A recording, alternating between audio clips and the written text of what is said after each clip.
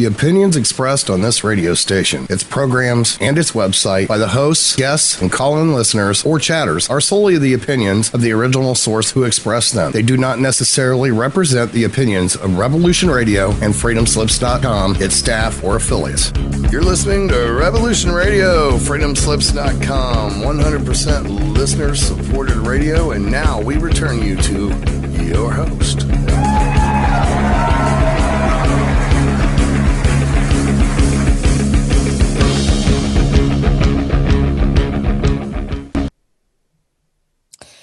Good evening, it's Christine Joanna Hart, and it's the Christine Joanna Hart Show coming live from London in the UK tonight at 7 o'clock. It's the 20th of October 2016, and it's a dark night in London, dark already.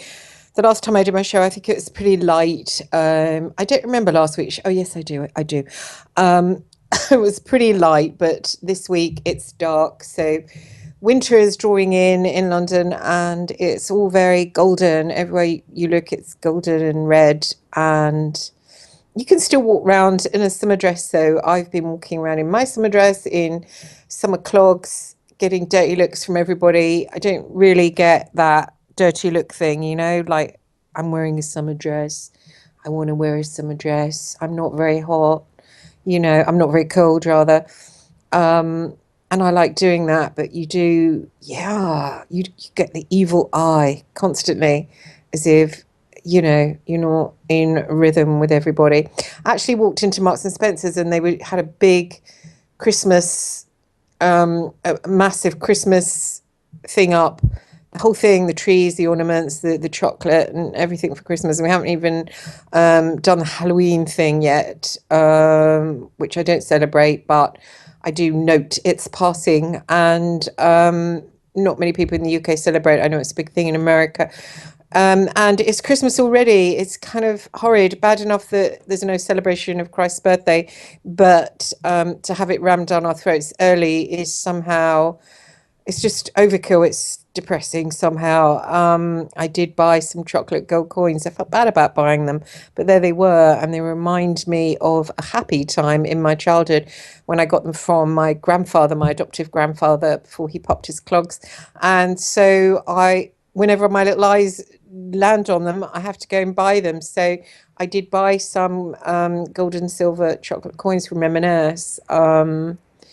Yeah, never mind.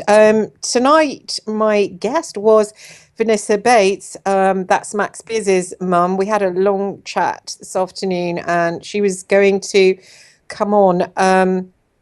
It's amazing. She's so like Max. She was planned to come on, and then last minute I got a text from her saying, daughter emergency, just as life was a little less wild. Really sorry. It just so reminds me of Max. It's just, he used to do that constantly. And talking to her today, she really reminded me of him. She has that same speaking from the heart thing going on that he had. And so I wanted to talk about her, talk about some of the things she shared. Waiting for her, just in case she does join me. I've just let her know that I'm on air for 2 hours, and that if she wants to join in at any time, just to text me here. So she might join us, but she might not. So there we are with Vanessa. Very much twin of Max, really. That's the way it was with him a lot of the time. So that's interesting.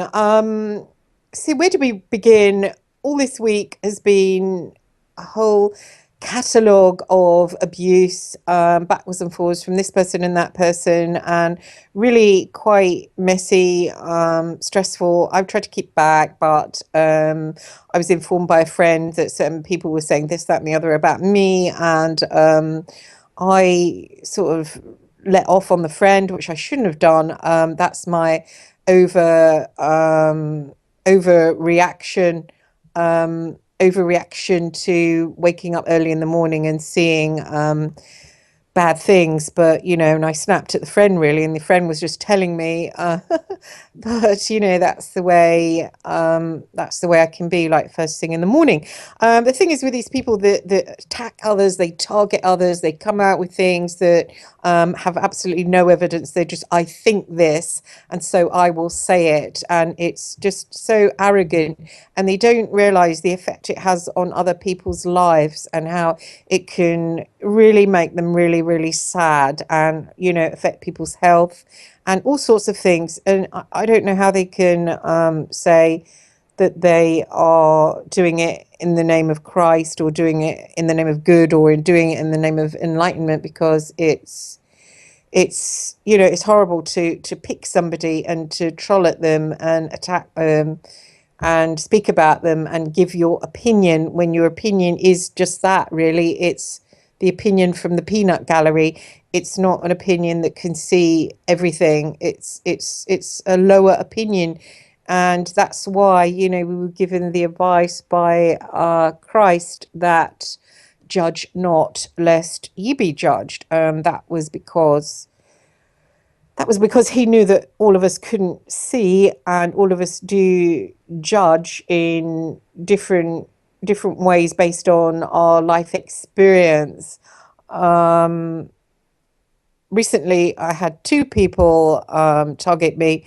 I won't say their names, it's not really my style. One I will call Yellow Hair, the other I will call, what can I call him? The author. And, these two people, I know they've been sexually abused in their life. I have had the same kind of sexual abuse that they've had. You think in that way they would be a little bit kinder, but no, constant attacking from them that, I'm the bad guy. And it's offensive. And one of the things they say about me is, oh, she's just on the scene to discredit witnesses. Now, I've never ever given my opinion about witness, and I don't ever intend to, but I am a witness. And what they are doing is discrediting me. So it's odd that sometimes people put out their attacks when actually it's exactly what they're doing and exactly what they're about themselves. And so I refuse to own that because it's not what I'm about at all. And so that attack bothered me.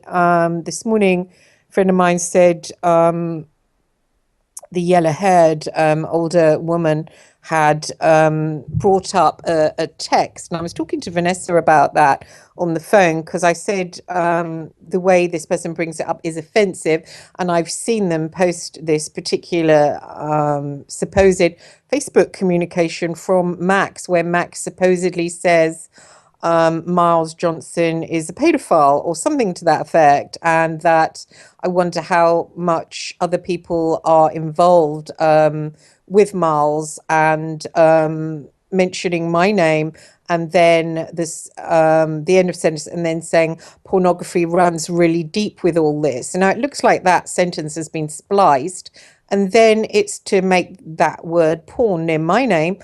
And also, which is very offensive to me, since my life has been completely and utterly ruined through child sexual abuse. And so it's disgraceful. And I was talking to Vanessa today, and she said he didn't write that. That's not the way he speaks. And I thought that immediately. I thought that the syntax and the phraseology that Max uses, having had hundreds of texts from him and Skype messages, that he doesn't talk like that. And she said, no, that wasn't sent by him. And she said that he cared about me and he thought all good things of me, and she can testify to that. And this is completely made up. And I said, there's another comment in the thing where he's supposedly called this woman sweet. And she said, my Max doesn't talk like that. And I said, yeah, I thought that. It just seems completely fabricated. And it's very easy if someone sends you a Facebook communication to go in there to edit, to chop and to paste and to do.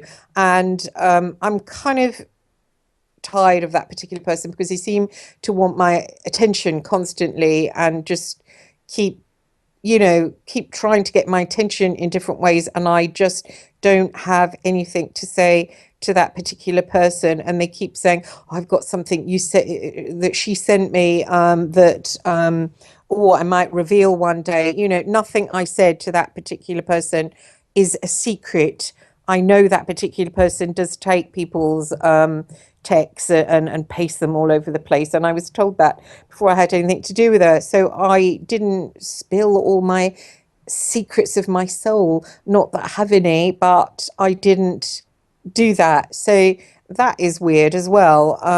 So that was drawn to my attention, and I spoke to Vanessa about it. She said it's a load of nonsense and just ignore it, and that Max cared about me, and she said he wouldn't have spoken to me, wouldn't have anything to do with me. And she said people forget people that Max spoke to me every day. So I know all these characters and I know what Max thought of them.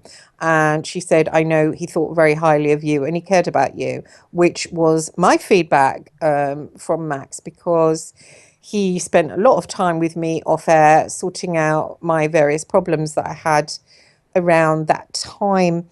One was a troll, and he said that he would make that troll his problem, and that he knew people and that he would sort them out and he would make sure that this guy was dealt with. And I sent him all his details, address, pictures. And he said this person targets women and children and he was going to take him down. And he said, don't even think about him ever again because I'm going to destroy him. And actually, the guy's in prison. Hallelujah. So I don't know if he did that, but the guy's in prison. I also, what was drawn to my attention today is somebody said that Max died protecting me from Michael Aquino. That I don't believe to be true, because at the time I wasn't being targeted by Aquino. As everyone knows the story, I've told it so many times, about contacting him. I was in a group. I was approached and told that I'd been a victim of monarch control. I just believed that I had been sexually abused as a child.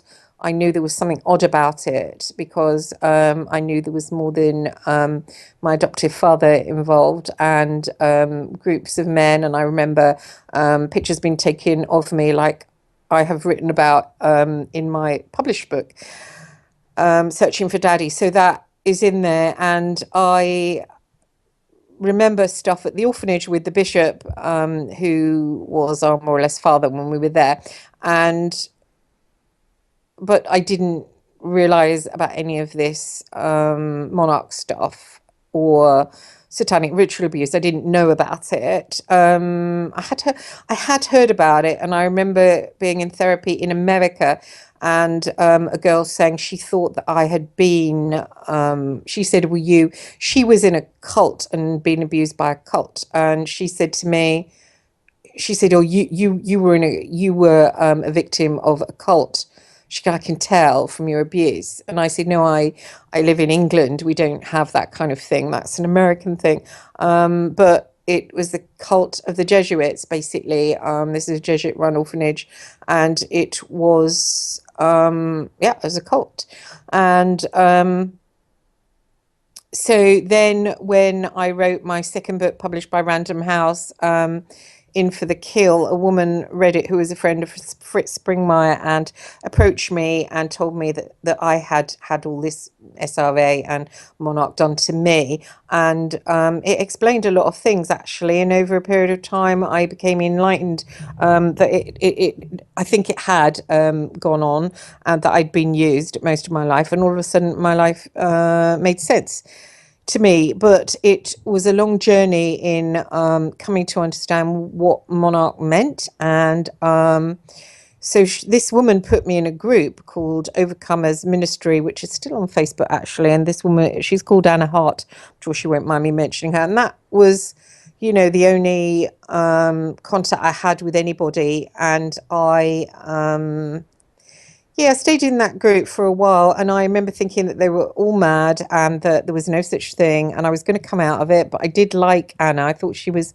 rather sweet, and so I stayed to not embarrass her by leaving. But I did want to leave, and then I gradually got talking to an English girl called Louise Clark, and Louise Clark's super intelligent and knows really much about all of this, much, and she's not out there though. She's not out publicly. She doesn't agree with that, but she was helping survivors. She's a therapist, and I was got talking to her, and she pretty much enlightened me and blew my mind open, and I started to really learn a lot. And there was a girl in the group called Nina Valentine, and Nina posted a video of herself talking to this guy, Miles Johnson. And I remember thinking, oh, that's weird. There's some guy who's interested in it. And I looked at Nina's video, and I kind of clicked on the rest, and I noticed that there were others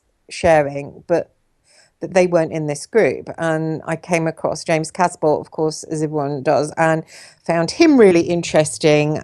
Obviously, good looking. He's really good looking guy. So I just kind of listened to him quite a lot.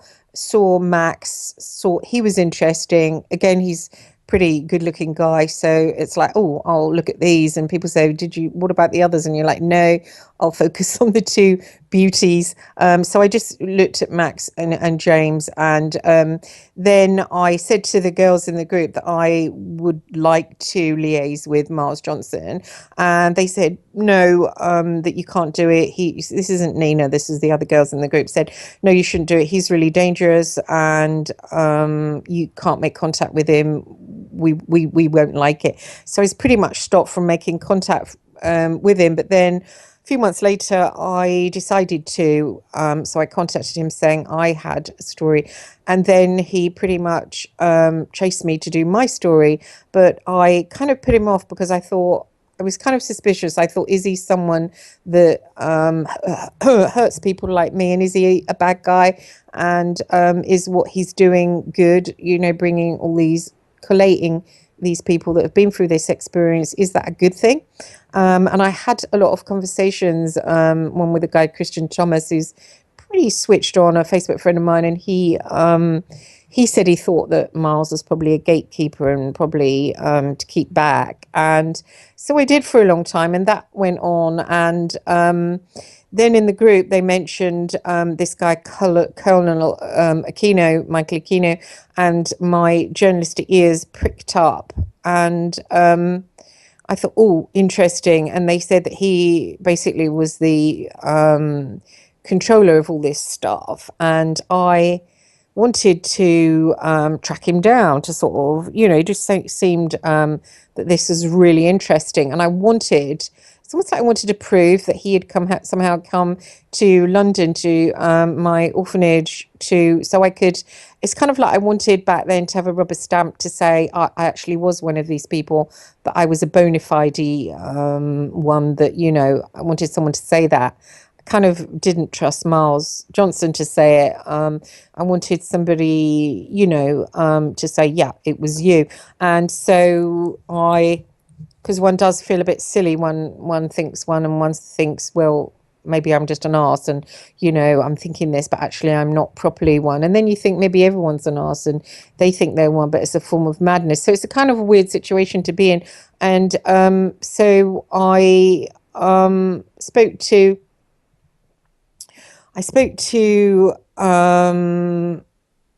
gosh, where did I get to? Where are we? Gosh, I completely forgot my train of thought. So yeah, Miles Johnson, put him on the back burner. I thought, track down this guy, Aquino, find out if he had been to London to my orphanage. And I thought, if I prove that he's been to London, he's been to my orphanage, it means that, I'm definitely one, especially during the years that I had been there, which sounds a bit silly now. And it is silly. Looking back, it was a little pathetic, because you don't really need to be rubber stamped that you are one. But back at that time, I really wanted to know for sure.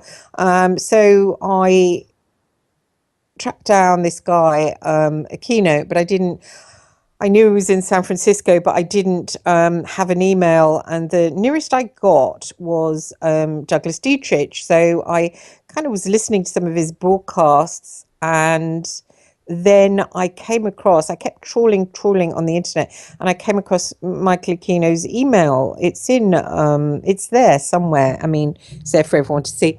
And so I emailed him and said I was a journalist, and that I thought, again, it's pretty naive what I said, but there we are. I said that I thought that I was probably a victim of mind control, and I wanted to discuss that and his part in it. It was naive, but never mind. And I went back and told the group that I had done this, and I was completely and utterly attacked, especially by a girl in there called, I think, Susan Rachel or Susan Christine, who I didn't like, but she attacked me, and she said, "Oh, well, you think that he'll tell you the truth? He's a liar. So why are you contacting him? That's real bad. I don't want you in this group. You're bad." And I was absolutely, God, I was so offended. I had to be peeled from the ceiling as I sat in front of my laptop. I was so angry that somebody would question my abilities as a journalist. So I think I absolutely ripped into her verbal abuse, because if I get really angry, I just 4-letter words come out. So I think I said something like that. Quite a few swear words, and so Anna wasn't very pleased with me, and I had to apologize, but I was determined to contact this guy, especially if someone says don't, or that, oh, you're just going to get shit, because I think, well, actually, I'm more switched on than that. So I sent this email off, and I didn't get any response, and then I think it was about a week later when I had this really intense experience that Louise had told me to detail in various books if I had any parts. And it was a certain part of me that seemed like frozen. It seemed, I could see it in my mind's eye, because these are soul parts that we're talking about. And I could see her, and she seemed like really frozen and cold. And Louise said, warm her up with a drink. And she said, get a book and get her to write in a book. So I bought this beautiful purple book, and I opened it, and the only thing I wrote was that guy's name, Aquino, his name. And so I thought, right, I really do have to dig here. And I was getting ready to send another email. And one night I was trying to sleep, and this white rabbit appeared in front of me. And I had white rabbit dreams before. First white rabbit dream was when I was going to speak about Rupert Murdoch and the secrets of the sun, and I was going to tell Nick Davies, and I came home and had a dream about white rabbits, and there were just so many hundreds of white rabbits in this dream that I woke up and I thought, no, I'm not going to spill the beans, because all the rabbits had told me in the dream that they were Murdoch's army. And so I'd had a white rabbit dream before, and I was like, I really don't care for white rabbits, but I'll get through this quickly because I've told it before and it's a bit boring. And the white rabbit lingered for a while and then shot off, and a certain part of me shot off after. And I've told the dream before, but I was sucked down a hole and questioned by this man. And I spoke to this guy, Christian, told him what happened, and he said, that's your interview, which was quite freaky. I remember thinking, this is wild. And he said, yeah, that's your interview with him. So I thought, well, when you have things like that, you don't really want to test it out. You want to kind of keep it so it's an experience. And but I thought, well, I want to test this out. So I sent an email again to this Aquino chap and said, I've had this experience, and I'd like to interview blah, blah, blah. And I thought it was quite risky to say I'd had an experience where he came as a white rabbit. And he sent me back a link to that song in Through the Looking Glass. I've actually used it for Through the Looking Glass. The,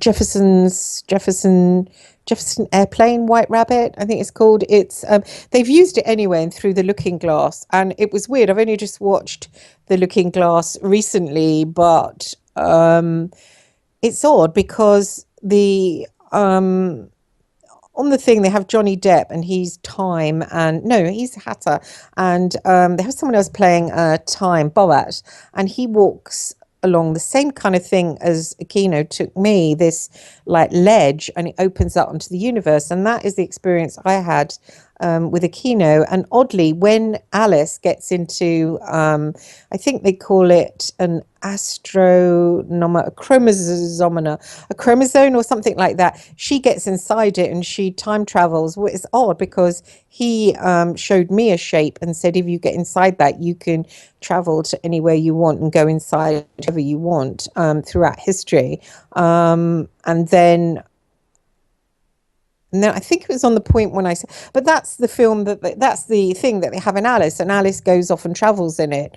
I thought that was a weird connection. Actually, when I first met Max, I said to him that I just get a really strong feeling that he's the Mad Hatter. And he said, I find it really interesting you say that. And I said, why do you find it interesting? And he said, I don't know. I said, yeah, I find it interesting that I think that, but I don't know why I find it interesting. So anyway, the that crummer's anyway, it was the same shape. It was the same shape because people ask me when I recount this, what did it look like? It looks like in that movie. So interestingly, they do seem to have the Draco reptilians in that movie too. On the, I think it's called Hormon's Dog or Hormon's Day. I can't remember. Which seems to me like the Ragnarok thing that I had a vision of, that Ragnarok. Anyway, so this happened, and as soon as I said to him, I love Jesus, I don't know why I said that. He was offering me things, and I said, oh, but I love Jesus Christ. He said, oh, he offered me powers, and he said, you could do this, you could do that. And I said, but I love Jesus Christ, because it seemed like these powers weren't very in keeping with what Jesus says to do. Like, it just seemed a bit wrong. It seemed to me like it was an attempt to take God's powers.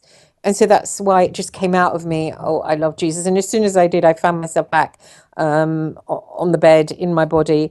And so that had gone on, and I think I can't remember how long it was after that, but he came for me for it was a whole week, maybe less than a week, but it was a really really really really bad experience where he pulled me out of my body via my feet and took me somewhere, and with his wife Lilith interrogated me and said, who are you? Who do you work for? That was basically, it was basically again and again and again, who do you work for? Who are you? And of course, because I don't really have much of an idea, I didn't know. So because they thought I knew, the tasering and beating kept on and other stuff. After that, I did try and confront him myself and lure him somewhere on my terms. And when I did, I grabbed him around the throat and asked him where the keys were.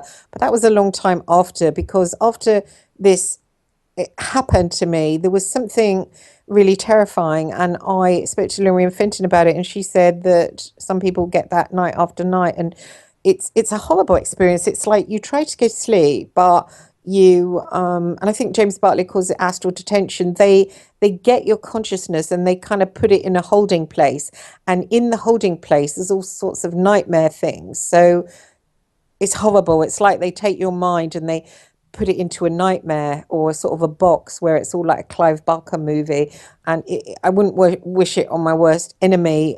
And I had that again and again, and but after I broke it, I felt kind of bold. It made me feel really strong. And so I did then try and confront him on my own terms and kind of take him somewhere where I could get him. And I tried to grab him around the throat. And I did grab him around the throat and said, where's the keys? But it didn't really get me anywhere. I think actually at that time he said something about the keys. I can't remember.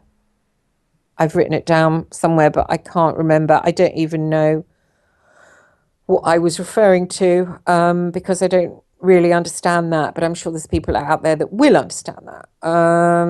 So anyway, that was my dealings with that particular person, who is really, really dangerous. On the third occasion where he pulled me and again interrogated me with his wife Lilith and these helpers, his wife as well is a real bitch, and she was attacking me, and what happened, something appeared while he was saying to me, who do you work for, who do you work for, something appeared, and it was like a cylindrical golden shape, and a light came out of it and zapped him. It was almost like a kind of a, you know, like a spaceship when it has a door, it kind of opened and a light came out and zapped him. But before it did, it appeared, it was cigar shaped, and it was just like luminescent golden. And while he was saying, who do you work for? Who do you work for? I said, I really don't know, but I think that might be something to do with it. And when he looked up, that came out and zapped him, and then it just disappeared. I have no idea what that is, but Lorien Fenton said it was my higher self. I don't think it was my higher self, not at all. That felt like someone helping me, whoever that was. And these people that Aquino is definitely Satanist, definitely anti-God, definitely wants to be his own God. Oh, that was it. He told me that the old gods were dead and they had left us, and that we were the gods. And that is when I said, but I love Jesus Christ. And that's when I found myself back here. So basically, these people think that they are the gods. I just, to let you know, that was the last contact I had with Aquino on the astral. And my passion is for Odin. Now, Odin, despite people saying Odin's a demon, no, Odin is a lesser god, and my bloodline is Odinist, and it's Aryan. That doesn't mean I'm racist, but it comes from Odin. I'm basically Odin's daughter. I know others are, but I am Odin's child, and my passion is to fight for that particular god. As a lesser god, it might be the overall god, it might be the All-Father. I don't care, but my passion is with that god. And these people, Aquino and his ilk, are for human power. They believe that humans are the powerful. I most certainly do not believe that humans are the powerful ones. The gods are the powerful ones. We are nothing but animals. So I am diametrically opposed to these people. They are a filth and they deserve what's coming. And there is a lot coming in their direction. So that's why it's offensive when I hear people like the chap on the radio show shout my name and say, oh, she posted about Aquino. Yeah, I posted because I wanted to open a debate about him. Now, if everybody is going to jump in the air when you mention this name, nothing is ever going to get exposed or looked at. So these people that think they're doing good by demonizing and trolling and targeting are actually keeping things under the carpet, because anybody that says anything about it, they immediately get demonized or attacked or trolled or targeted by these people, and therefore nothing comes out in the open. It was very interesting. Those same people said she keeps posting pictures of Max. What's wrong with posting pictures of a beautiful face? I felt like posting another couple of hundred on my Facebook. I didn't, but I felt like, and God forgive them. His mother was, she said, when you took them down, I cried. That's nice, isn't it? So these people are working for this Satanist agenda there. They don't want light. They don't want exposure. They're just pumping it for their own egocentric, prideful agenda. And it's sad. They're not going to get anywhere. So back to talking about Max. When Max, I'd kind of been speaking to him on Facebook. We didn't know each other very well, but I'd said a few things and I talked about what happened to me. And it was only, I would say, 6 months or so before he died where I got to know him well. Because before that, I didn't know him. It was just a kind of Facebook friend, and we'd only talked on there. and I can't remember what it was that jogged that off. I think it was that I got to know Douglas Dietrich and he knew Douglas Dietrich. And so there was a kind of a link there. And he asked me, was I doing a show with Dietrich? And then I said, yeah, you come on too. Max had gone with Sarah and they had met up with Dietrich in, I think, San Francisco. So they knew each other better than I did. I was kind of a bit of an outsider, kind of learning. I did get to know Douglas quite well. I did say I said on a show one time that I wanted to have this Aquino chap on a show. Now, it was only an idea that came into my mind, but I don't think I was going to fulfill it because I was so scared of him. And it was kind of bravado speaking. But as soon as I came off air, Douglas attacked me and said I wouldn't ever speak to you again if you have him on your show. And I was a little bit offended when a friend, and I did feel that I'd got to know him a little bit on Skype conversations. So I did call him a friend. I felt it was offensive for someone to threaten like that. So I said, I did wimp it out at the time, and I do wimp it out when people attack me as a shock, but then I get bad temper up later. So I did wimp it out, and I said, oh, don't worry, I won't do that. So you need to not speak to me ever again. And then I went off, and I got pretty damn angry and thought, no, that's not right. So I emailed the Aquino guy and said I wanted him to come on the show. I got a response. He didn't remember me from before, and all these emails, I'm going to post them on Facebook or put them in a document so everybody can read them. And so he said he didn't remember me, and he said, "Oh, I might consider, but if I go on radio shows, I have to have questions and answers written beforehand, and I've got cancer, so I'm going into hospital. So ask me again in 3 months."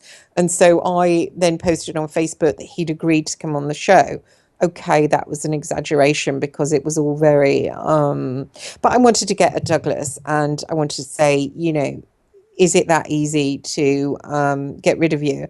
And indeed it was, because he didn't ever speak to me again until 6 months later when he asked to come on the show, and I gave him my show, but his producer, Laura Lee Solomon, cut me out of the show. And yeah, I was pretty angry about being cut out of the show. So yeah, there was an argument, and after that we didn't speak.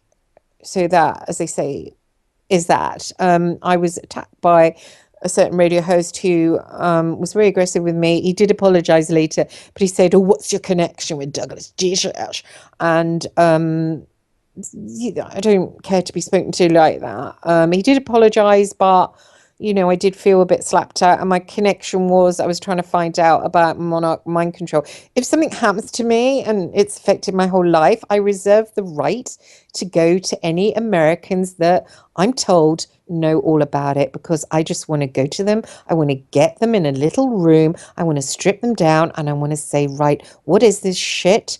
What effect has it had on me, and how do I get it completely out of my system? So I'm sorry if that offends anyone, or they think it means that I'm linking hands with them. I don't give a damn, because what I care about right now is to get it out of my system and to help others get it out of their system. So I will reserve the right to do that.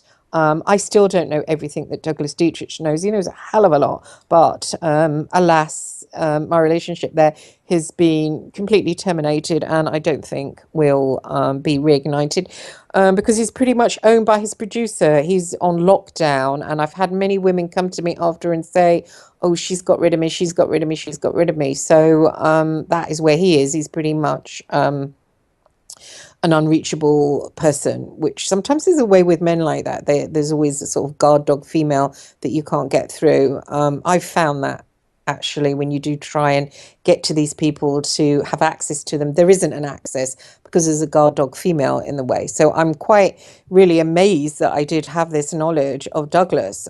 He's incredibly interesting, incredibly enigmatic, with masses of different sides. I mean, what an interesting person. I mean, what you hear on the radio isn't anywhere near as interesting as when you get to know him in person. He's absolutely fascinating. So I feel a bit stymied there and a bit angry. Yeah, about what happened, but never mind. So then when Max, gosh, I can't remember why or how, he started talking to me. But all of a sudden we were talking on the mobile, and he was a little bit wary of me at first because he thought I was closer to Miles than he realized. And when we got talking, I think after a show that I did with him, and it was about, I suppose, maybe 6 months, 5 months before his death, maybe even 3 months. And he said to me, I want to talk to you about Max, about Miles, and how what you think of him, and I want to know about you. Before I trust you, I want to know how close you are with him. And I said, sweetie, you know him better than I do.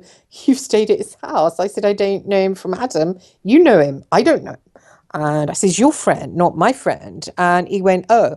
And he said, well, where did you find him? I said, well, watching you on YouTube. And I thought, well, that's happened to me. So then I thought I would put my hand up and get a basis done on me, which is what I did. And he said, oh, I didn't realize that. I thought you were friends with him. And I said, no, actually, I'm just one of these like little lab rats, same as you. And then he said to me, did I think Miles was something bad? And at that time, I was really angry with Miles. I can't remember why.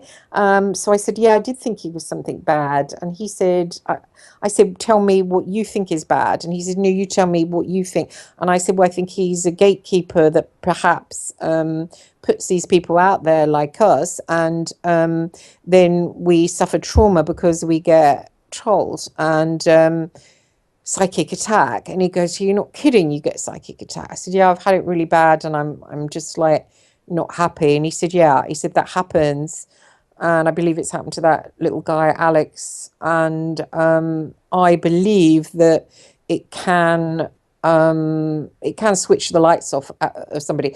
I think it's dangerous. I do think it's dangerous for people to come forward. I was really lucky, and the people in bases that responded to my me speaking were just uber kind and uber intelligent, and I feel just really blessed. And they really saved my life because they would, they know who they are, and super intelligent, super kind. And so I awakened more. I was enlightened more because they were giving me feedback, and it was just like this awesome experience. But there was also the dark side of it, which is quite powerful. I mean, literally after it gets put out on YouTube, you come in for psychic attack because you just get people coming to look at you, people that are psychic and that see you, and then they go and see you astrally.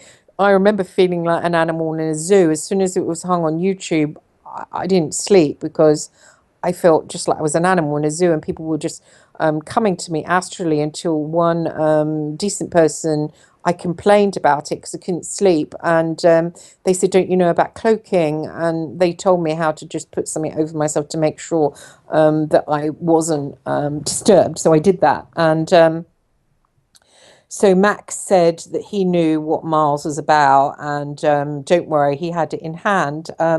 I was pretty angry with Miles at that time, so I kind of joined in with a bitching. I do feel guilty about that now. But then we spoke about Aquino, and he said that he was working on revealing him and exposing him. And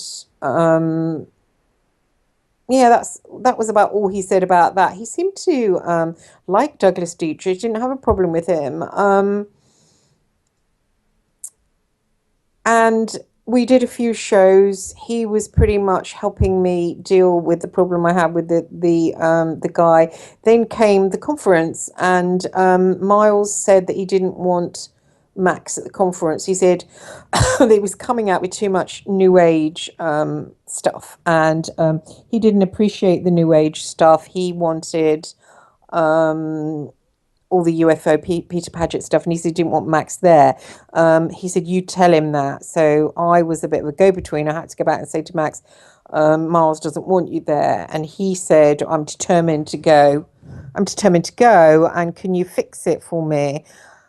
And I felt rather beholden because he was helping me not only with my show, but with my troll and a few other things that I don't want to talk about, but I spoke to Vanessa about, which were really kind. He's a kind boy, and I wanted to do something back for him. So I went to Miles and said, he wants to speak at the conference. It's very important to him. And Miles said, no, I don't want him there. And so I then went back, said, no, he doesn't want you. And he said, will you really, I'd really appreciate if you tried. So I literally on one day spent the whole of the day begging and pleading and manipulating Miles to have Max there. And eventually I came up with the idea to say that because a friend of mine who knew Channel 4, an ex-News of the World guy, knew Channel 4, that they would try and get them along to the conference. So I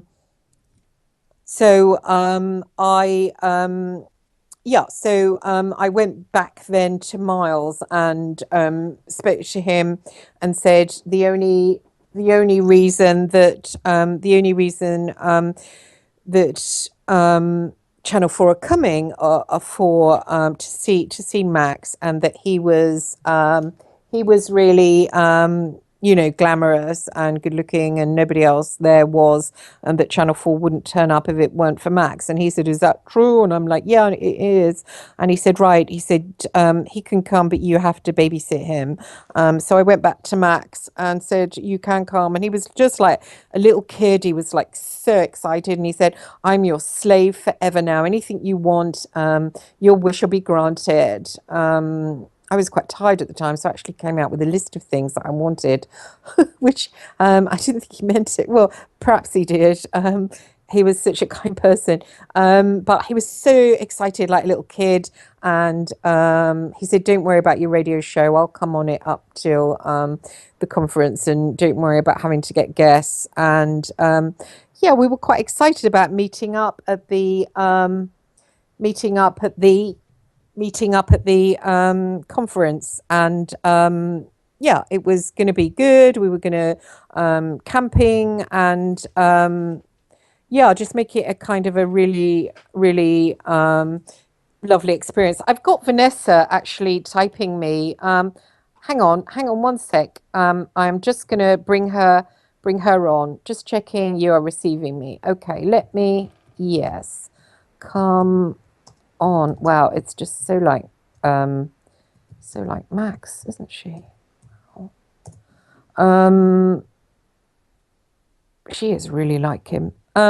So that was it, and we were planned to meet, and next thing, bizarrely, he went off to Turkey, and then next thing he was in goddamn Poland, which is a rough place. It is a scary place. I didn't know he was out there.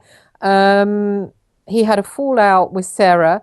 I know she got really angry and told him she liked Sean Stone. He did the post about Sean Stone being a creep for letting Aquino come on the show, but that was not about Aquino. That was all about Sean Stone. And next thing, I think it was a week later, he was due to come on the show, and he said that was just before he was murdered, where he said he was getting the headaches. Now, I have said, I challenged him that it was Aquino on that, meaning not challenge like, oh, you got it wrong. I said, because I have more respect for the guy, I said, are you sure? That's why I said, are you sure? Because remember, at the time when he spoke to me, he was in pain. He was having migraines, and he was having really, really, really bad migraines. So I've investigated that, and I'm doing a piece in the Sunday Express on Sunday, which is my investigation into what happened, because Monica rang me on the Sunday and told me what happened. So I do know, and I did have some stuff from Max that I've discussed with Vanessa, but I'm not going to discuss on it. So there'll be a investigation in the Sunday Express on on Sunday, this Sunday. Yeah, so I don't believe that he was murdered by Aquino. And as soon as you say something like that, you come in for just masses of attack, which doesn't lead to actually investigating. It's childish, it's pathetic, it's trying to get a cheap shot if you just don't like somebody, and I'm kind of tired of it. It's it might have been, but I don't know. I don't know. But if you don't talk about it and you keep quiet about it, then these things never get properly investigated. You really have to talk about something and question it and debate it with other intelligent people and then come to conclusions. But Facebook isn't the place for that because there's too many creeps and idiots around. So I've kept that off Facebook. I've done a piece in the Sunday Express, and I will be getting an investigator for Vanessa because I'm a member of the Association of British Investigators.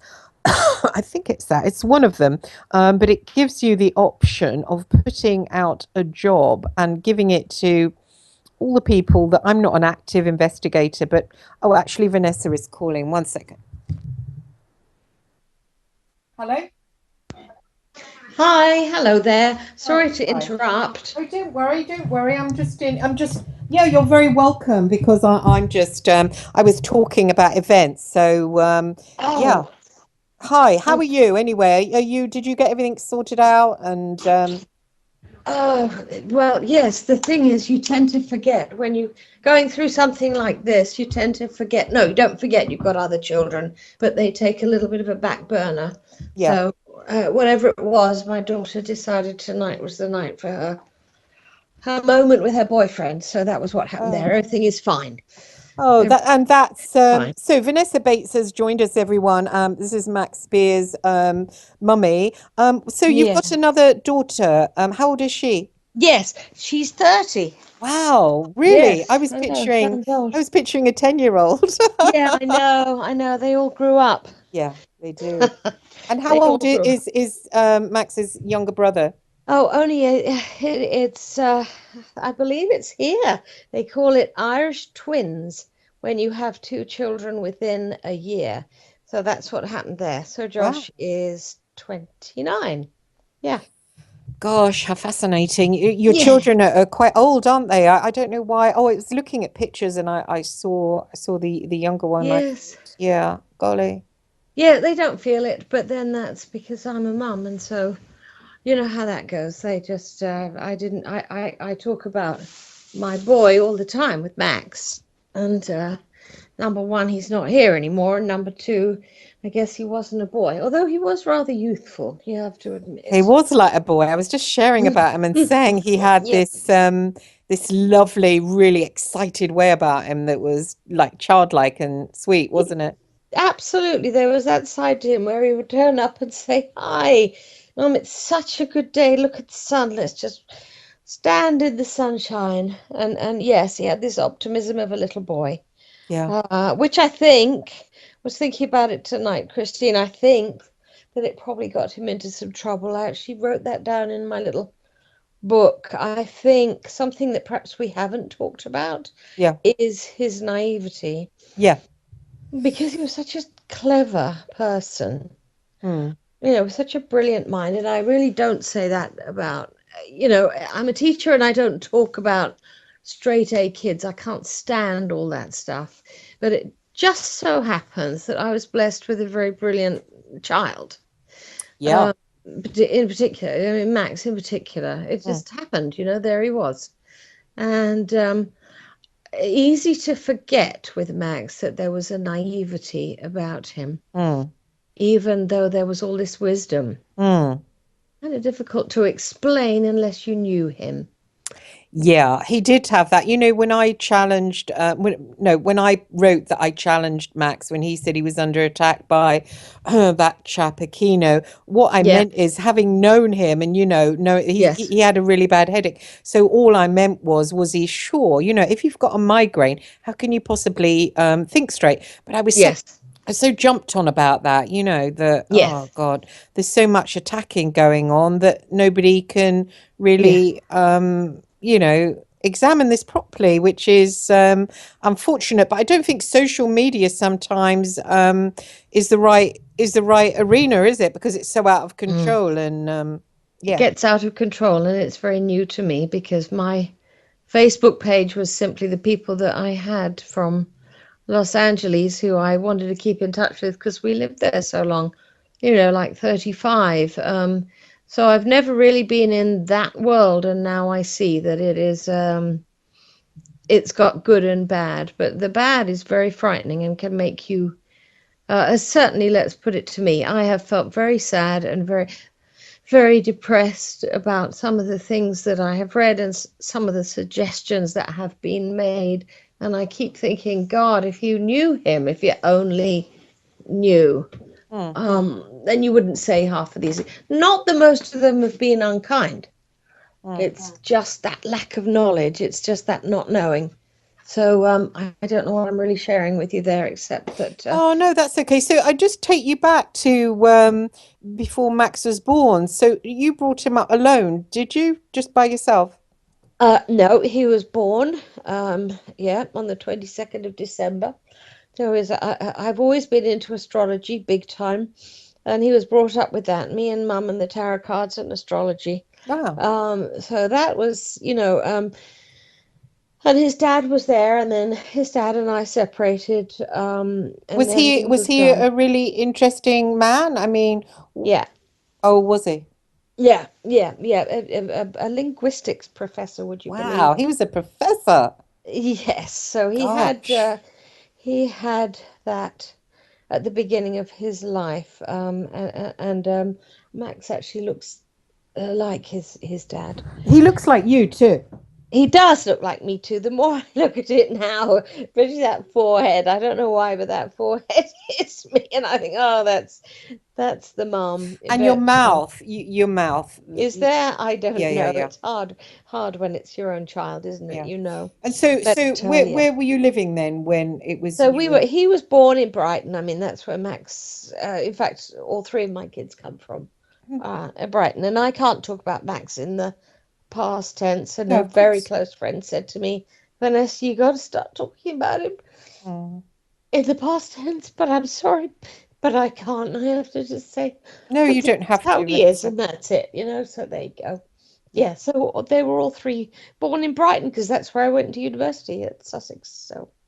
Oh, so you settled, and were you in a house Hmm. by the beach or flat? No, no, we were students in at Sussex University, in one of those little student flats. But Brighton is beautiful. I don't know if you know it. I do. I Little lived there for a place. while. Yeah. Yeah, Yeah. it's lovely. I love it. I would go back there in a heartbeat. It's one of my favorite places, and Mm. he remembers it very well himself. So, And yeah. which part? So which end were you? Because there's two ends, isn't there? Yes, I was at the Hove End, Oh, at if the you Hove really End. know. I was right on the border, at the Hove End. Do you know those beautiful, buildings that go back in like beautiful, are they Edwardian blocks that are set back like the beautiful seaside towns in Yeah. England? But of course, Hove and Brighton is particularly splendid. Mm. That's where we were in the top floor flat when Max was born 3 days before Christmas on a very chilly night. He Wow. decided to appear and caused trouble ever since, really. Oh. Certainly made his mark. Max was not going to be quiet. That bit I did know. Why did you call him Maxwell? You're not going to. Well, do you know what? Nobody's asked me that, Christine. That's cheeky. It was called that because there was a song out by the Beatles. Oh, I remember Maxwell Silverhammer. Yes. That's one of my favorites, actually. When it said came down upon his head, we Yeah. thought, oh, that's probably what he's going to be. So that is the history of his name. Oh, excellent. And so then when you moved to America, didn't you? Yes, moved to America, but that's jumping forward a lot. But in the, I think the mid-90s, we moved there and we were there for, about 15 years. A long time in Los Angeles. So you were teaching.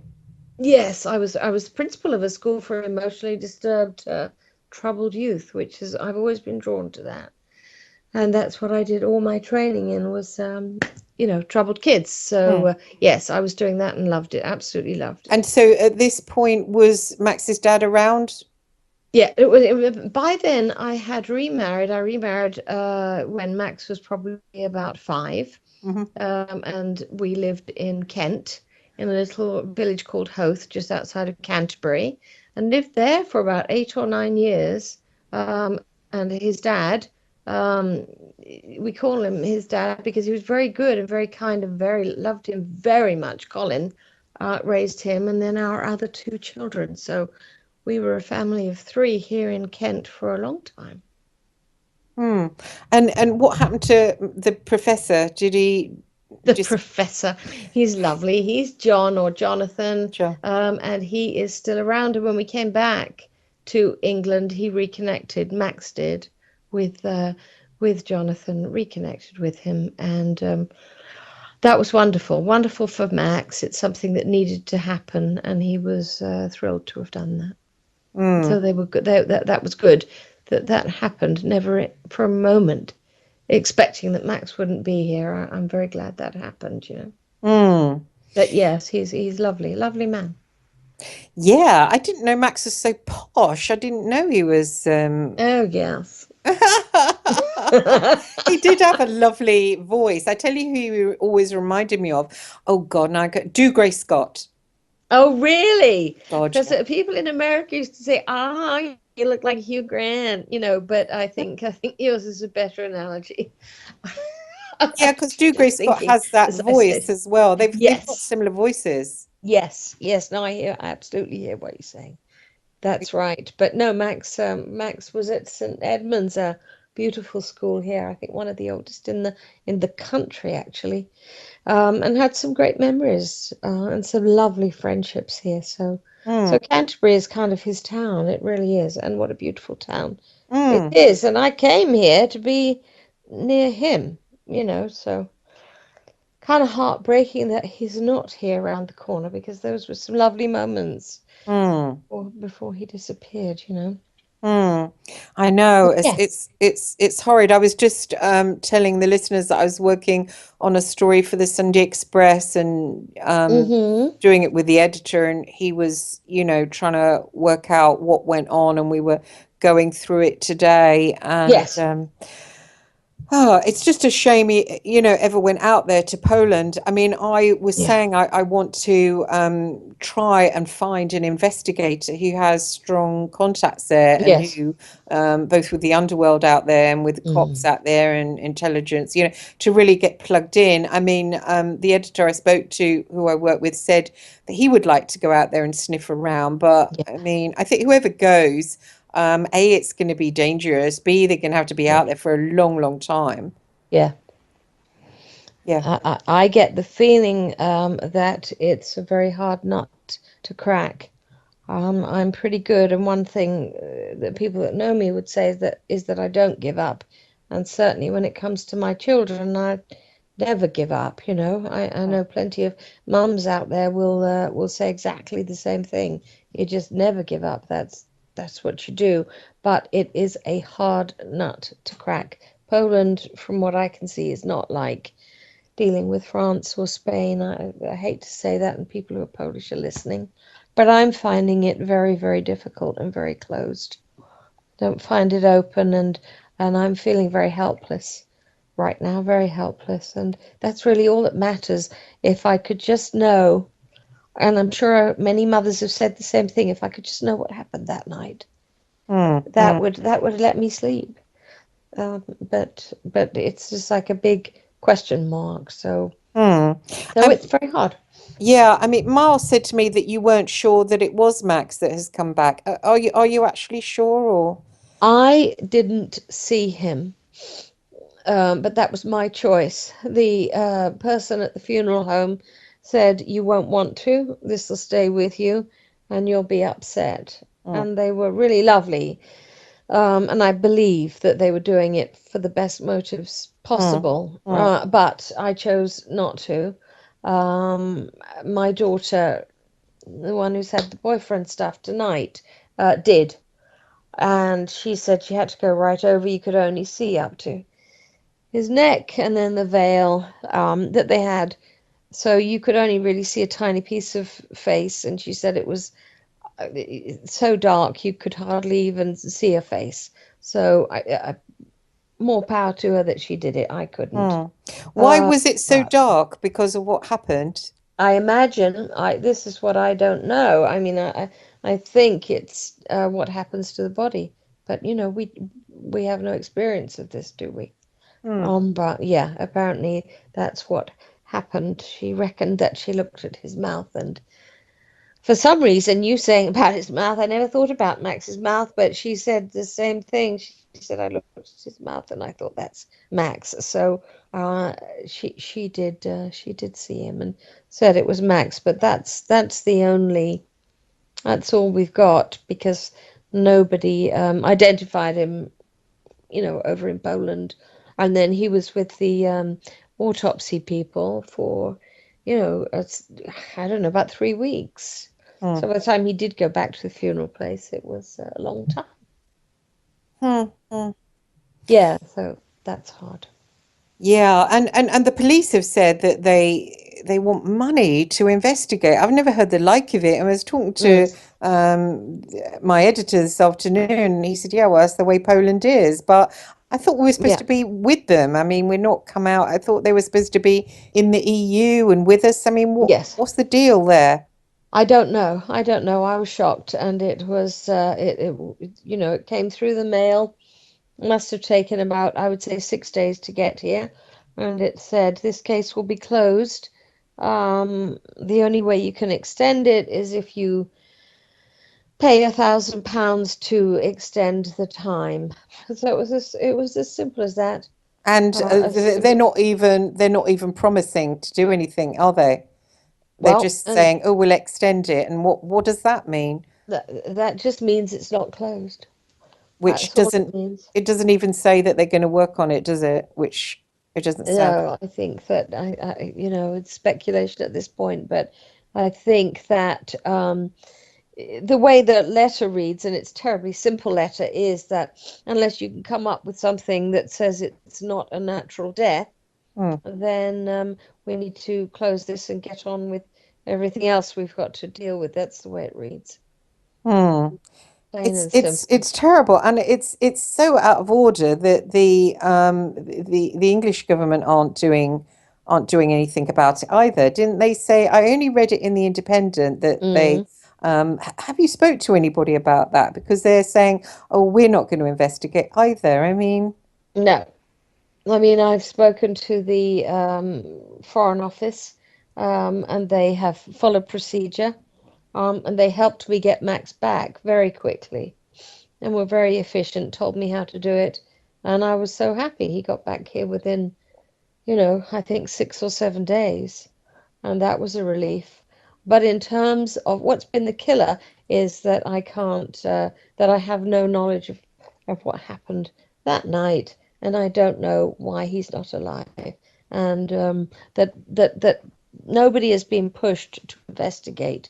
That is what's that's the absolute hell of it all.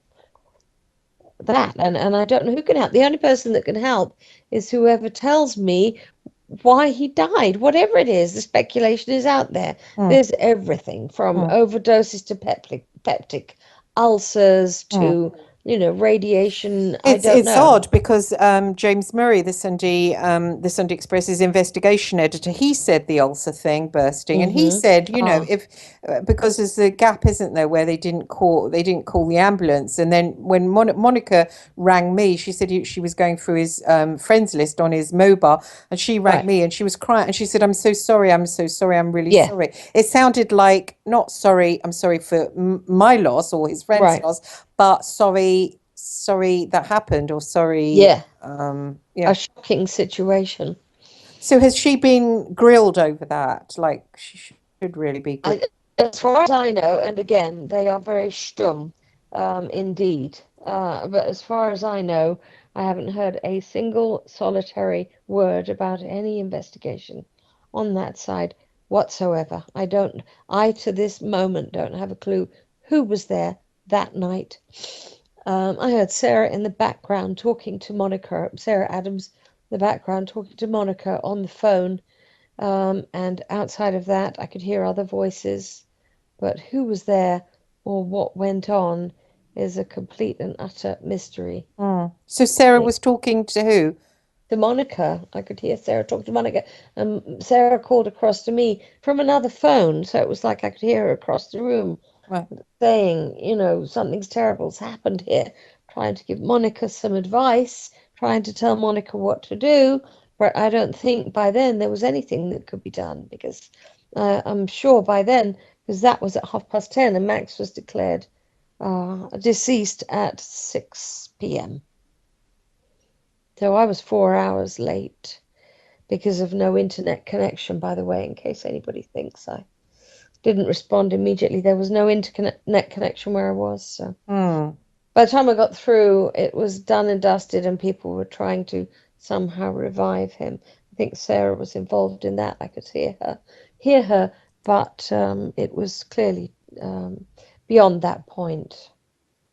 Yeah, You should have a full report and a full a written report of an interview. That's the way it would happen here, and that it hasn't happened there. You should get help. At the very least funding or something.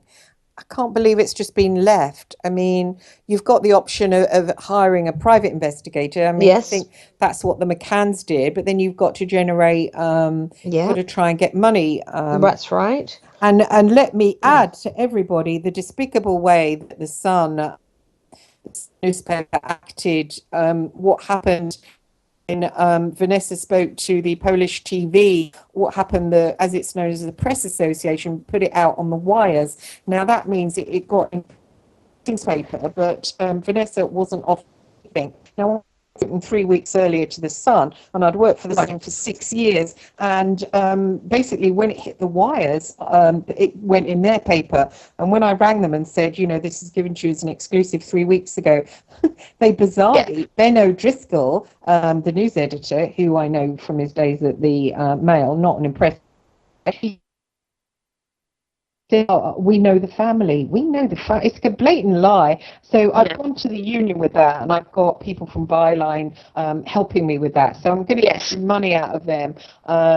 Graham Johnson has told me to ask for 1,500. So, but that isn't actually. I asked for 2, but that isn't. It's not enough, though, is it? And the very bottom line, they should have coughed up with that, not tried to rook you. A woman with it's child. The point is, Christine, it's to no, you're absolutely right, because it's to try and keep the whole reason I had not spoken for 3 months was because of the respect for Max. So when I did, it was because they said they would close the case if they didn't have this money. So then I panicked, and then I found that people will happily, and I learned about the press very quickly.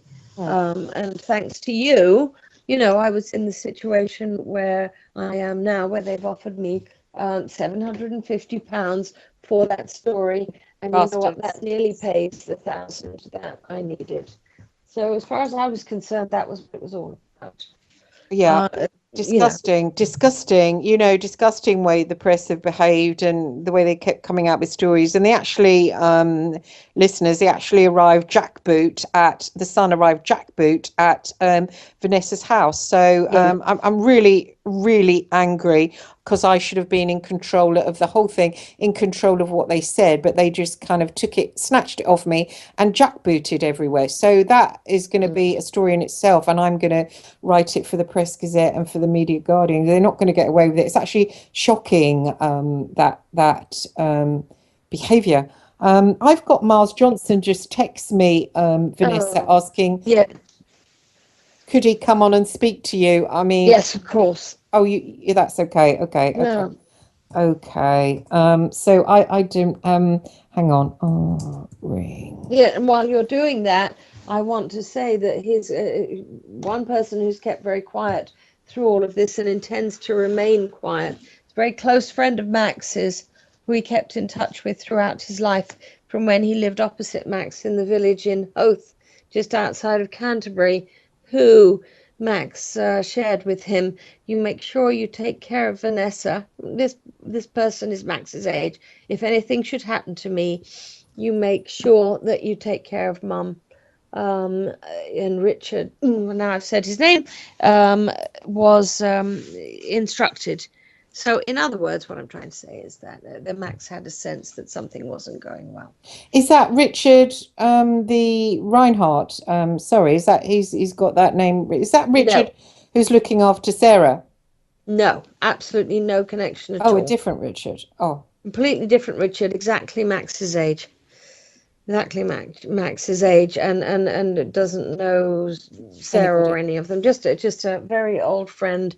They knew each other from 8, and probably the person that Max trusted the most. And luckily they kept in touch. And that was what he said to Richard. Yes. Oh God, sorry. He's so dense. Oh, Who's sorry. that, Here Miles? he is. Miles. Yeah, he's a bit dense. Okay, he's coming in. It's that Irish. It's that Irish blood. I know. I don't know if he's joined us. Miles. Hello. Oh, there he is. Yeah. He is. It's the way you tell them. Hello there, Miles. I came on. I thought I wasn't going to be able to, but it's nice. Well done. Well, I'm glad to hear you doing a giggling. You're all giggling. Yes, she's made me laugh. That's good. Good. Yeah, yeah. Well, that's where it should be. Yeah, there's got to be some of that. There has to be. Otherwise, I can't come through it. I'm just talking about the way that everything gets twisted and manipulated and turned. And one little interview for the Kent Gazette suddenly becomes, I mean, my sister lives in LA and she's saying it's all over the news out there. The world is incredible, isn't it? It's annoying that you're not getting any damn money for it. Well, as I, and I keep, because I had that awful thing that somebody said she's making money out of her dead son. So I've been upset by that. It was only one. But it only takes one. Takes one, doesn't it? Yeah, to make you feel like shit for a whole week, and they know they're doing it. I mean, it's such out of order. Well, the story with the Sunday Express, Jimmy Murray has very tight-fistedly said, "We're only going to give you $350 for it." So, right. I mean, you can have that, Vanessa, but it's peanuts, isn't it? What you need is six-figure sums, and it's so annoying that the media can afford to give you that, but it's just disgusting somehow. Yes, that's right. It'd be better if you So, were. what can we do, Vanessa? What can I help in terms of basis and getting this this together? I mean, this time last night, I had a call from somebody who wanted to donate money to you, and she did. Good. Today. Well, that is. So, how can we speed this up and get this moving? From what I think with that, just to quickly touch on it, Miles, is that people will come forward, and they can go through whoever they like. I'm not difficult to find, and just say, "Let me help." And I think that's the way. It's open, it's above board, and we know that it's to keep this fight going because they're threatening to shut it down because it was such a natural death, and that's the bit that's been the killer. But if we could keep it alive, that's all I need. That's all I need. Well, I've literally just sort of done the rough cut of Taj and Sarah at the conference. Oh, yeah. Now, I'm not going to get into any kind of a hissy fit thing. The important thing is that what Sarah described very eloquently and very nicely in a very professional way, right, very nice stage presence, with her colleague, who I'm not, because I haven't got his name right, I don't want to use his name, but Sarah works very well on stage if she has somebody asking questions. Yes. And that's how she works, and she does that extremely well. Right. Now, the bottom line is that what she described on stage is exactly what I had been briefed by people, who disappeared as soon as they made the Skype call, described what had happened to Max, and those people also described that during the 3 interviews, that's what they were going to do with Max. Right. So what was described and then detailed in great eloquence by Sarah is virtually identical to what was mentioned to me a couple of days, literally maybe 1 or 2 days after the event. And that is a very technical thing, which I'm not going to describe now, but the two processes were very simple. The important thing is that Max is safe and is in a better place now. Oh, God, I hope so, Miles. One can only but believe. I don't know, but it seems strange. If what you're saying is so, that seems very strange. I'd say it's very, very strange indeed. And essentially, I was looking at it from a pure weaponization, because that was when Taj and Sarah spoke. It was on what we had as the targeted individuals evening. Yes. Apparently, Perrin was in charge of that. Essentially, we had 3 sessions. We had the session about Max. Then we had the American stuff about all the stuff happening up there. And tonight, there's a picture of some massive ship just very close to the space station. Yeah. Of what the grid keeper would discuss, and the grid keeper, who is one of the super soldiers. Yeah. I've been reading about it tonight. Why do you think Max was murdered, Miles? What was the trigger? Do you think he was sucked into some kind of cult out there, or would you think masterminded the whole thing? Let's get things absolutely clear. I was not there. Nobody here was there. No. And so the only information that we've been given is from the people who were there and have made statements. And I'm not going to mention their names, but there's been 3 interviews. So we've got information from that. We've got the information from an individual, possibly 2 individuals who have spoken to me, spoken to Vanessa, and spoken to Kerry Cassidy in Project Camelot. Yes. So we are only able to judge what happened from what they have told us. I want to make that very clear. Yeah, and I agree. I absolutely agree with you. We weren't there, and my first conversation was in, as it turns out, 4.5 hours after we'd lost Max. So it's in somebody else's court, and certainly not Miles, and certainly not me. We are surmising. We're trying to put the pieces together from research that we've done, and it's guesswork. But I think it's not quite guesswork. Yeah. If we postulate a number of scenarios, nothing quite works out in any one of them. No. So you were telling me the other day, Miles, that you believe they were working a ritual on him to separate his possible alters, and then didn't you say something about the soul? They wanted his soul. This is eloquently and precisely described by Sarah Adams on stage on the Friday that she was there.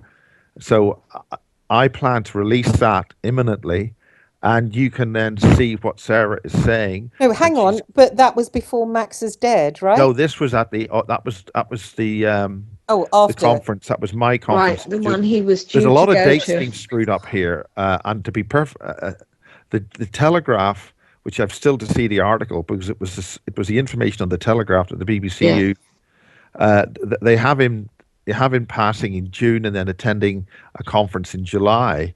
That's when he died in July, and the conference was in April. Right. Sarah's comments are made at the conference that Max was due to go to. In what was that, Miles? That was August. So the one you're editing now was shortly after Max had died. That's what you're saying. No, it was a month after. A month after. Max died on the 16th of July. That I sure know. Yes. So and probably a month after. The targeted individual section, the Friday, my conference was on August the 12th. There you go. Nearly a month later. So what did she say? You told me something about his soul was up for auction and somebody wanted it. And I can't remember who you said. Somebody had allocated it. What did you say? And where did you get that from? I got that from a series, a very complicated and very long Skype that suddenly turned up. I was busy working in my edit place, and because I got this Skype coming in, and I was described in very great detail the processes involved with a programmed individual, and how they can be accessed and how they can be controlled. And to be perfectly blunt, Sarah makes a very, very good description and does it so very eloquently on stage. But in essence, that was a process. It's a known process. And they did that with Max, allegedly. I have to stress this. And then at the last minute, they lost him. And there were other individuals, other higher dimensional beings came in and stopped this ransom. They got Max's soul away from the clutches of these individuals, allegedly, based on whatever all this is, which is all up there, none of which is any use in the court. This is no. But well, it's not any use in court unless somebody can come along and say, yes, this is a specialist expert from the relevant ministry can say, well, yes, this does happen. Yeah. And then Did you say that he said I'm out of my body, and you said No, that was the moment? That's in the interview. That's in the third interview. Right. If you listen to the third published interview from Poland, Right. session 1 of that, because it's not the last interview, it's the last 2 interviews. Yeah. And he says in that very clearly, I went. I think he says it at the start of the second session, and he then says, "Yes, I'd gone. I'd left my body. I was away." Words to that effect. Right. And that indicates, when you've gone, you've left your body, that you're dead. So by definition, what's speaking is somebody who's come back. Okay. There you go. It's difficult. So I don't, Vanessa. If I don't want to say anything's going to cause you any disturbance. No, it's just it's. I keep saying it's very difficult because I feel that somebody could just come forward and make it very clear what happened, and that nobody has, with me sitting here like this, and his brother and his sister and his sons, is outrageous, absolutely outrageous, because there are people who know exactly what happened that night. Yeah, I'm trying to keep this as technical as possible, and so if at any moment you want me to stop, or just say so.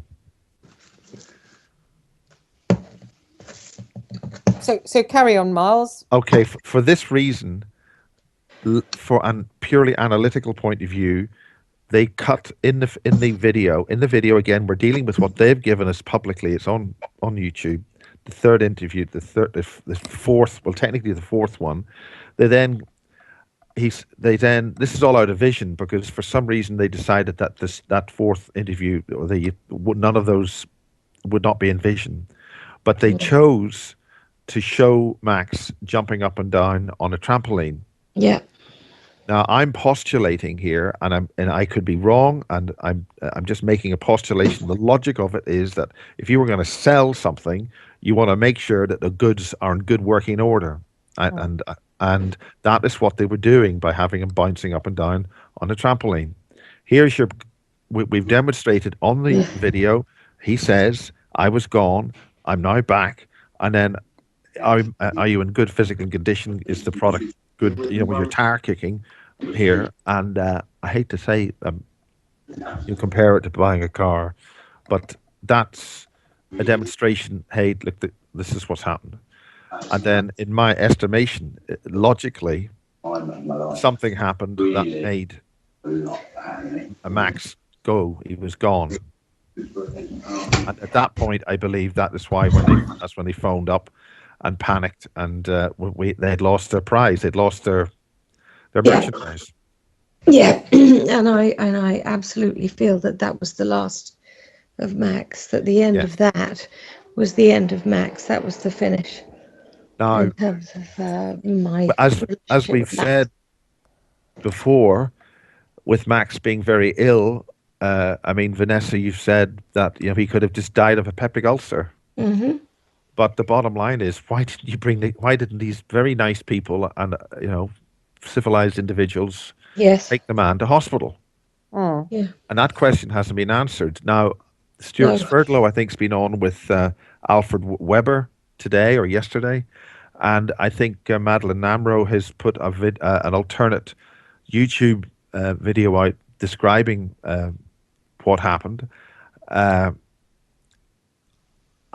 one of my fast blasts, I asked, look, if there's anything anybody wants to say from Poland, I've got. They want to come on. What did Stuart say? I haven't seen that interview. And what about Madeline? What did she say? I haven't said that. I haven't seen it either. Okay. I've just seen. Has Vanessa spoken out about the book she was sent? Vanessa, would you like to speak about the book you were sent? Well, I have. And it's just a book. I can't remember the name, but I've got it in the cupboard, and it's about sacrifice. I'm sure I've spoken to you about it, Miles. I've forgotten the name of it now, but it's about human sacrifice and names a lot of famous people. It's a published book that you could buy. Kanye West hits you as a name that's in the front of the book, nothing to do with me at all. But it's quite revolting. It's got a warning on the front. Can you remember, Vanessa, the package that you got that in? Yeah, I got the package. I've kept it. Now, what I would like you to ask is, was the package opened and then sealed again? Doesn't look to me like it was. It was one of those very tightly sealed packages, that it's like a plasticky feel to it, so you couldn't get into it. And there was the book. Was it a Federal Express or something package or something? No, it just dropped through the door, and it looked like it was 6 days after it was sent.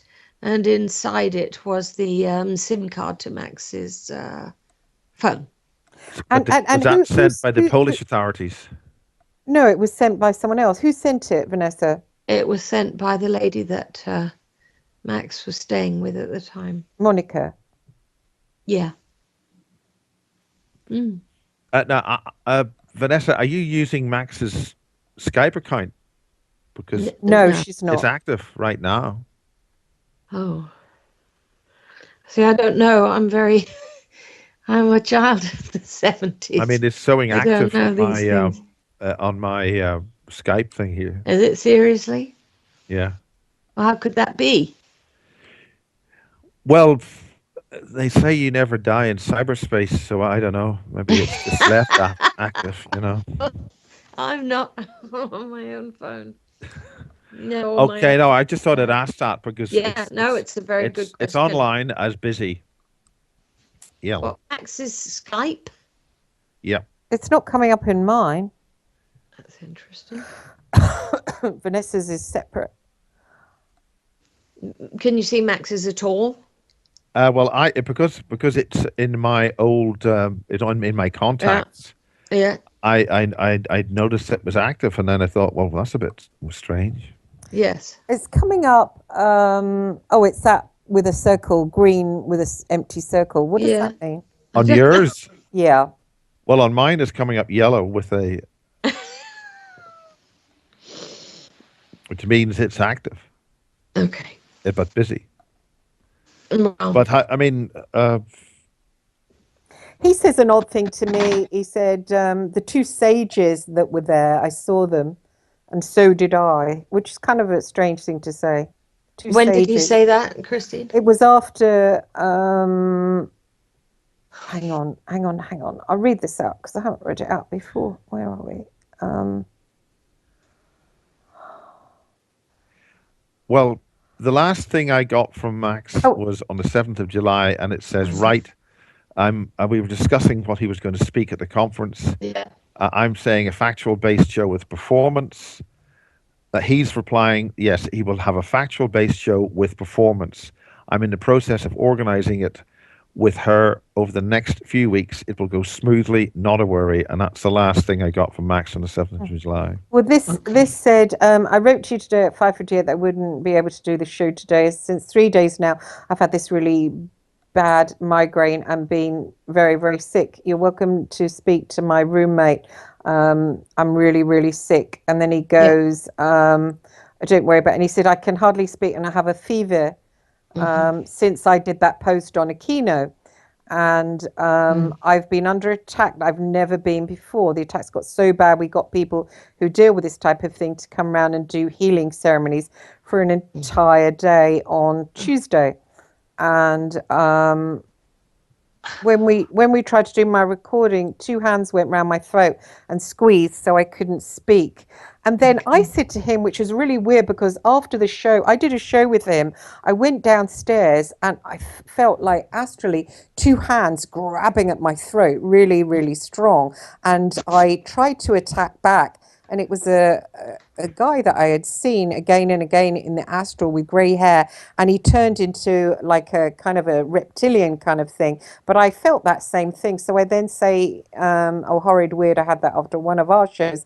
I had the same thing, hands around my neck. And then I said, Draco, I think. And then he goes, we've got about 90 minutes of recording done, but it was very difficult as every effort was made to shut me down. And then he said there were red hand marks around my throat. And that's next Who thing, Max said that?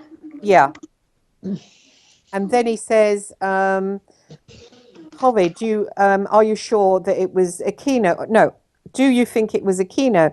And then he goes, I know it was. The 2 sages that were there saw them, and so did I. And I don't know what that means. And then I said, he came for me for 4 whole days non-stop. Then I said, oh, that's why it irks me. Anybody saying I'm his bum chum. I don't know the dude. And then I said, sages, ? And he said, they don't want Presido brought up again. And that was it, really. What date is that? What date?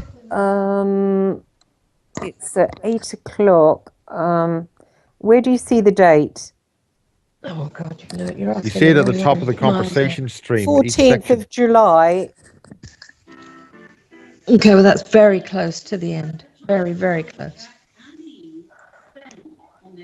So he thought he was being attacked by a keynote over the post he did. Now, the post was mainly about Sean Stone. It wasn't, I wouldn't say it was super bad on a keynote. That's why I said to him, do you think it was a keynote? I thought I said, are you sure? But I said, oh, Holly, do you think it was a keynote? And he said, oh, I know it was. And then the 2 sages that were there saw them, and so did I, which is kind of strange. But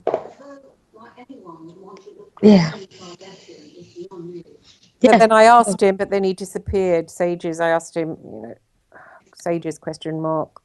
Yeah, and then he disappeared. Well, then he said they don't want Presidio brought up again, and that's that place where all that sex abuse. Right. No, that one I know, and the last, but it's funny because the last time I heard from Max was on the 14th also. That was my last contact with him. What did he say? I asked him how he was, because he had said that he had this high fever. And he had said to me earlier in the day on the 14th, that's when he said to me, your boy's in trouble. I said, what are you talking about? And he said, I'll talk to you when I come back. I'm coming to do Miles's Bases conference. So I never got anything out of him there. And then I sent him a text, which I have, which says, are you all right? How's your fever? And he said, I'll go to the doctor. It hasn't gone by Monday. I have antibiotics. And that, sadly, is the last. So there's... Is that something that can be remote viewed to see what he had, like snake venom and all that? Imagine if you do an in-depth toxicology. I just don't know whether your regular toxicology, will you reckon that they're not going to look for that in Miles. Miles? Yeah, sorry, I was waiting for you. She's gone. Sounds like underwater. Did you get any of that? No. Has she gone? No, I'm here. Oh, Can you okay. hear me? You sound like you've gone, like when you said all that, it went bad. Well, that's strange, isn't it? Yeah. That's Strange again. We're hearing a radio in the background clearer. Is that somebody got a radio? Because I've just walked from the place I've been sitting all along, and I thought perhaps if I went right up to the bedroom way, I haven't moved the whole time we've been talking, but I am now. Right. Well, that's just the Wi-Fi on your. I'm running probably Wi-Fi. that.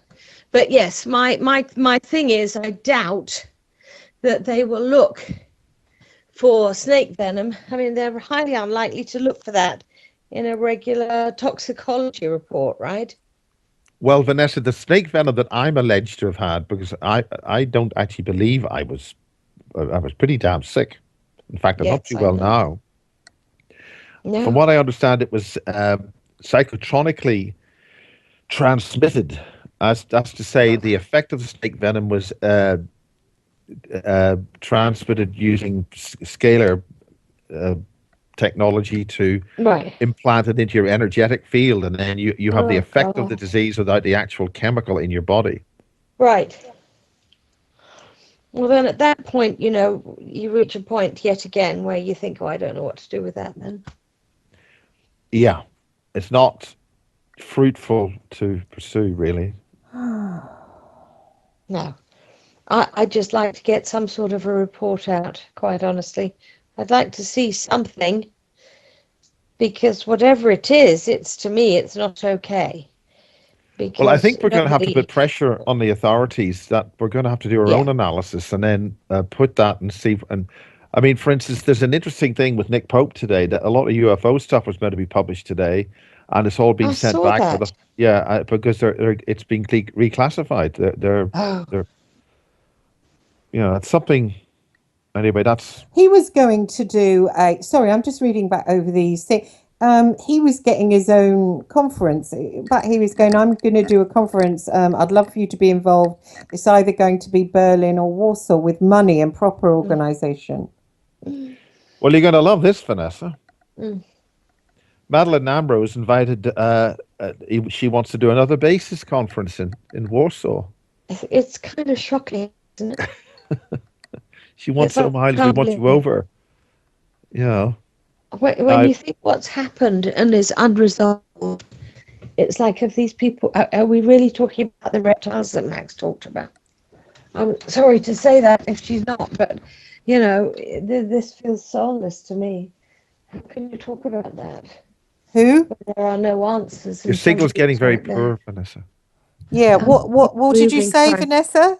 I'm saying that if something is as unresolved as it was with Max then how can you talk beyond that? I find it shocking. I find it a different kind of person, Who's doing you that? know?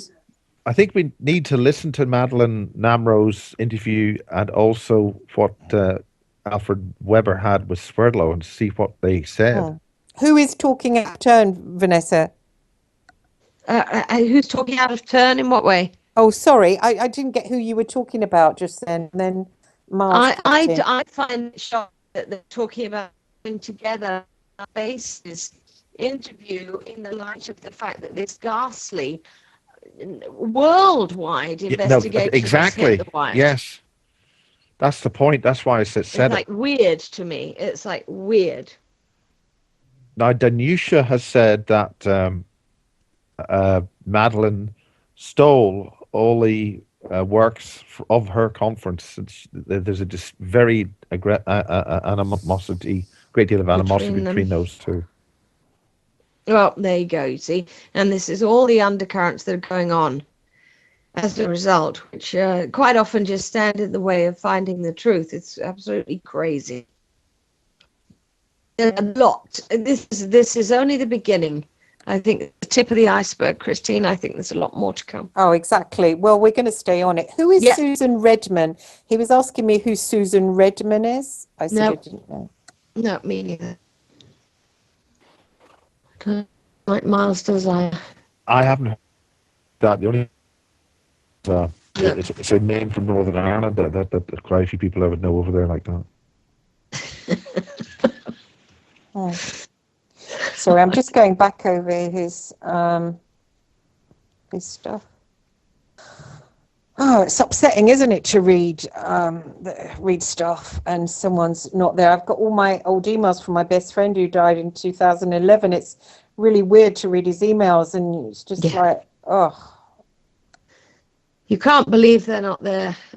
Just I know it's weird, isn't it? I mean, especially being here, because we're so ingrained that, ooh, this is all there is. But obviously it's not. We're here temporary. Nope. Every one of us pretty soon, as you know, every one of us here today, we're going to be there soon, you know. But it's the fact it's so cut off down here. We're so cut off from those other layers, you know. I mean, that's what makes it so horrible. It is, because whatever you believe in, there's this great thing about, you know, it's either tangible or it's not. And if it's not, and if Max isn't going to come in this evening and say, you know, what have we got to eat, then it's hard to believe he's around at all. And that is very, you know, naive and very grounded, but it's still the world we live in. And it's still weird not to be able to smell his smell as I walk in the house. You know, all those things that human beings are about. You know exactly what I mean, and we all have it. And when it's gone, it's so frightening and so awful. It's horrible. I had my friend's scarf. I had Hugh's scarf for ages. I was just smelling it and breathing it in. I was lucky being psychic. I could speak to him. You know, he came through and he said, you know, Christine, we'll be together soon. You know, it's just, I think for them, it's supposed to go really quickly, but for us, because we're down in the lower levels, it goes slower. But for them, they can turn around, next thing, bang, we're there. I know. Yeah. I know. I absolutely agree. It's hard. It's very hard. Yeah. Very hard. But please, anybody, I've got to go because I've got my daughter and the boyfriend issue. That is terrific. That's 3D at its best. But I keep asking anybody that I speak to, if you've got any information at all, please reach out to any of us. Okay, Vanessa, how do they do that? Is there an email address or something that you would prefer to use? The Facebook is there, and then there's you, and then there's Christine. I really don't mind. Okay. Whoever it comes through, these are people I trust. I just, you know, I'm just hoping that somewhere, somebody will have the strength to say, look, this is what happened. Here you are, Mum. Here you are. Yeah, of course. That's it. Of course, you need that, you know. Badly, very badly. Instead of worrying about who the finger is pointed at, and who's in love with who, or who's dating who, let's just find out who the hell did what to Max, because it's not normal. There's something very wrong here, and it needs to be solved. Oh yeah, you can't just leave it. We need to get funds to pay a top-notch investigator to investigate it properly. You know, I mean, why should they get away with it? Well, right. Otherwise, I shall be putting my my hat on and doing it myself. So there you are. Anyway, I'm going to go because my Becky is calling. But thank you for having me on, Christine. Oh, God bless. I'll speak to you soon. Right, God bless, Vanessa. Okay. Bye. Cheerio. Bye for now. Goodbye. Poor woman. Oh gosh, fuck. Well, I think it's striking. I mean, to see, just to go through the edit with Sarah, they're describing the kind of detail on that, and really, I think I'm going to try and get that up this evening. What did she say? Just. It's really she delivered a very good presentation on the various techniques and technical aspects of altars and how they can be interrogated, how they can be changed.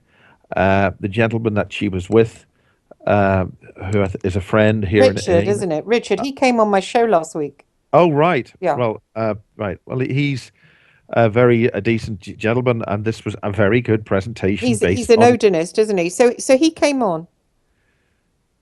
And he was on stage with Sarah and asking her questions, and then Taj finished it off and made a few suggestions, and that was it. So. And you told me that they wanted to get to his separate altars and get to one of them and reprogram the ones that were targeted certain people, and to reprogram them to target other people. Yes, and then put that, re-embed that into Max's energy, reinstall that fully into Max, reanimate Max, and then sell him. So basically, he died on the operating table. I think from that technical point of view, yes. And the point is that they lost control of that situation. which Who is who are I'm we? postulating. We have to postulate here. We weren't there. Who I We know? can only allege this. I know? Yeah, yeah, yeah. Who is the who we're talking about? Can we sort of name them? We can't because we don't know who was there, and to say who was there is completely. We have no grounds to know We who was there. we can have a vague idea, can't we? We all know who we're Well, we talking. don't. There's no. I mean, we can't speculate. We don't know if Swerdler was there. We don't But know if Matt was there. they was an astral attack. He was talking about hands around his throat. I had that same Well, as the person that was there obviously would have been Alex because I think we were told that on the day with Kerry Cassidy, Alex and Monica. And I mean, obviously Monica was there because it's her house, and he died on the sofa in front of her or whatever. Alex was quite aggressive to him, wasn't he? He was like, "Wake up!" Well, this is why they allegedly had him bouncing on the trampoline, was to wake him up. But I just cannot believe that if the guy has just been throwing up black fluid and God knows what else only a couple of days before that they would do that. Well, he had the fever and he had the really bad migraines. Yeah, well, I mean, I cannot see how responsible individuals would not take a man to hospital. And this is my argument. This is my basic standing argument. Forget about all the mind control stuff and the altars. If a guy's throwing up black stuff, Monica Duval, why did you not bring him to hospital? Well, that's what, I'm doing that story for the investigation for the Sunday Express with James Murray, and he was talking to me today about it, and he said, if that happened in England, the person who just stood there while he was like throwing up with this black flag, they'd be arrested. You're not allowed to do that. If you came round here and started, coughing up stuff like that, and I just kind of left it, I mean, I'd be in a jail cell, but not so in Poland. Well, as you said, when the Sun investigated this and they wanted to... The Sun? Oh, no. The Sun didn't do anything, Miles. Oh, I thought they didn't. No, they didn't investigate. No, they just went round to get pictures from... the mother, Vanessa, and Sarah. No, they didn't investigate anything. The girl, Carrie Ann Taylor, managed to push me out, so I didn't get any money for poor Vanessa to help her with the investigation. And so did Ben O'Driscoll. So at the moment, along with Graham Johnson, who's ex-News of the World, who works for Byline magazine, we're going to the Media Guardian, and the hacked off people are on board with this to help her get some kind of payment off of them. They didn't investigate their way out of a paper bag. They can't. They just wanted some lurid story. I'm really angry about them, actually. God, I'm angry. Well, I think no matter what way you look at this is a very conclusive and extremely frustrating situation. I feel ashamed. I worked for News Corp. They really are like, I mean, there was good investigations. There was some pedophiles put away by the News of the World, when I worked with Mazza. But I mean, at the end of the day, why do they have to behave like jackboot Nazis? Well, maybe they are not jackboot Nazis. Well, it's a cult. I mean, when I read the story about Mazza, I explained that News Corporation is a cult, but it's going to get shut down. So it's quite curious. Well, I don't think, Oh, we're ending. That's a subject for anything else. Okay, well, bless Vanessa, and may Max rest in peace. We'll see that. Thanks for coming on, Mars. Thanks, everybody, for listening. I'll be back next week on Thursday, live from London at 7 p.m. on Thursday. Goodbye.